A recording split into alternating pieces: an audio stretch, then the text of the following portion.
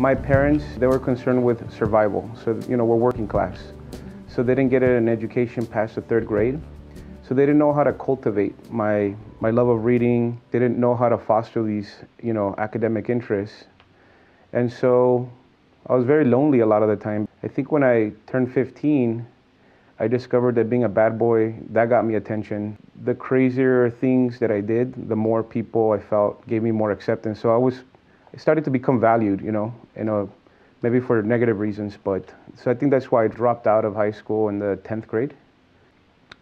I worked at, several menial labor jobs, and then, still kind of read in secret. So I went to Valley College, and I had a disastrous first semester. I just didn't have the study skills. I knew that, I think deep down inside, I knew that I was smart, and I know that my love of reading, had helped me in some ways, become a better communicator, writer.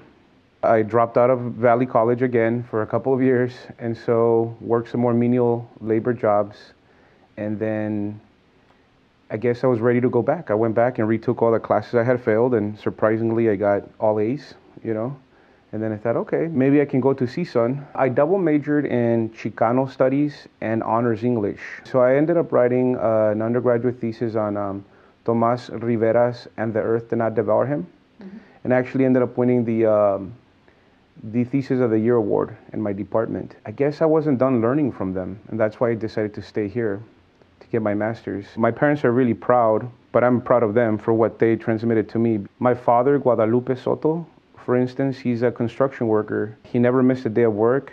He could be hurting, suffering from some ailment, sick, his foot is hurting, but he will still show up to work and compete with men who are 40 years younger than he is. So from him, I learned the value of tenacity, of being persistent. My mother, she knows how to speak to people, and she transmitted that to me. So I'm able to speak to professors at conferences here ever since I was a young kid, and I think I owe that to my mom.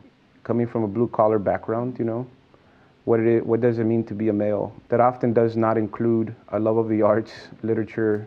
And so when I came to college and I took literary theory, all of a sudden it was kind of cool. Like now my nerdiness was something that was looked up to, valued.